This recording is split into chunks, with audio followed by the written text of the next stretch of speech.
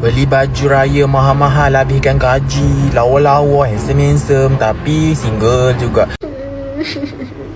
Jual baju raya ke baju kahwin tu mahalnya. Ada kan 1,000. Boleh beli tiket flight, tahu tak? Aku tak tahulah kenapa baju-baju raya sekarang ni yang diorang baru launch semuanya mahal-mahal. Tak 300, 400. Tak 400, 500. So dulu beli baju tu, mungkin kita beli Panda Ice je lah. Kalau nak tempah baju sekarang ni pun macam dah tak sempat kan. So mungkin kita tak pakai baju raya lah. Kita pakai tahun lepas punya. Can I complain? Boleh tak nak complain? It can't just be me yang baju raya sekarang, harga baju raya kan macam nak kahwin, macam kau nak tunang, macam kau nak nikah. What? I was thinking if I wasn't the target audience, but I like the design, okay? It's just, why would I spend 300 or like almost 700 ringgit just for a top? I'm not saying, maybe I am broke, maybe, who knows, but even if I had the money, I would think twice to purchase it unless if it's like what, made out of gold or something. Kalau raya, kalau boleh, I wanna go back to my own heritage. I wanna wear baju kurung, I wanna wear kebaya, kebarong or whatsoever. Basically any like traditional clothing. Kita lah kan Melayu. But as much as I wanna support local brands, it's just the prices are just not it, babe. Like I could use that harga baju to custom baju tunang, baju nikah or something. Baik I kahwin daripada I beli untuk baju raya, which is why you're gonna wear it only once. Like,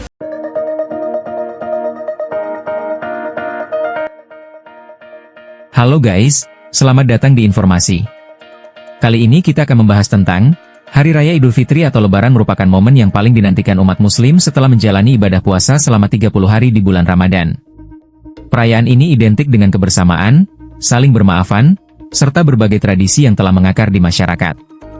Salah satu tradisi yang cukup populer adalah mengenakan pakaian baru saat hari raya sebagai simbol kebahagiaan dan awal yang baru. Banyak orang biasanya sudah mempersiapkan diri jauh-jauh hari untuk menyambut Lebaran, termasuk membeli pakaian yang terbaru dan paling trendy. Bagi sebagian masyarakat, tampil rapi dan menarik saat berkumpul bersama keluarga menjadi bagian dari kemeriahan hari raya. Namun, fenomena berbeda justru muncul di Malaysia menjelang Lebaran tahun ini. Di berbagai platform media sosial, banyak warganet mengeluhkan harga pakaian Lebaran yang dianggap tidak masuk akal. Beberapa merek dan toko diketahui menjual pakaian khusus hari raya dengan harga yang sangat tinggi, mulai dari sekitar Rp400 hingga Rp1.000 hanya untuk bagian atasan saja.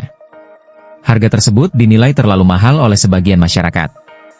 Bahkan, banyak yang membandingkan bahwa harga tersebut setara dengan harga tiket pesawat atau bahkan pakaian pengantin. Hal ini memicu berbagai komentar dan kritik di media sosial mengenai melonjaknya harga pakaian Lebaran yang dianggap melampaui batas kewajaran. Banyak pengguna media sosial yang menyatakan kekecewaannya terhadap tren harga tersebut. Mereka menilai bahwa semangat Lebaran seharusnya tidak diukur dari mahalnya pakaian yang dikenakan. Sebaliknya, kebersamaan dengan keluarga dan rasa syukur setelah menjalani ibadah puasa jauh lebih penting. Tidak sedikit pula masyarakat yang akhirnya memilih untuk tidak membeli pakaian baru tahun ini. Sebagian mengaku lebih baik menggunakan pakaian yang sudah ada daripada harus mengeluarkan uang dalam jumlah besar hanya untuk dipakai selama 1 hari.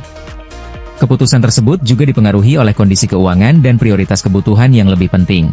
Menjelang Lebaran, banyak kebutuhan lain yang harus dipersiapkan, seperti membeli bahan makanan khas hari raya, menyiapkan hidangan untuk keluarga, serta memberikan uang tunjangan hari raya, THR, kepada saudara maupun keponakan. Bagi sebagian orang, kebutuhan-kebutuhan tersebut dianggap jauh lebih penting dibandingkan membeli pakaian baru dengan harga yang tinggi.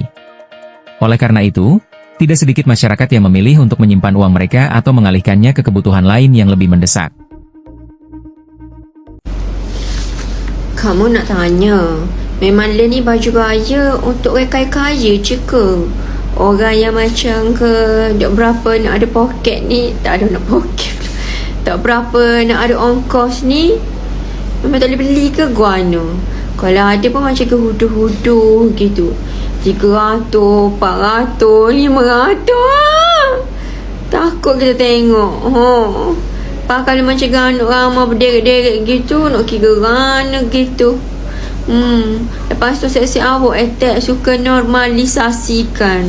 beli baju raya mahal-mahal, buat saya letak mahal-mahal tu, lepas beli juga, lebih beli juga. Padahal dia punya design awal-awal je pun. Tolonglah kasihan dekat kami yang B40 ni. Janganlah baju raya mahal-mahal sangat. Rasa macam nak cabut anak-anak tekau.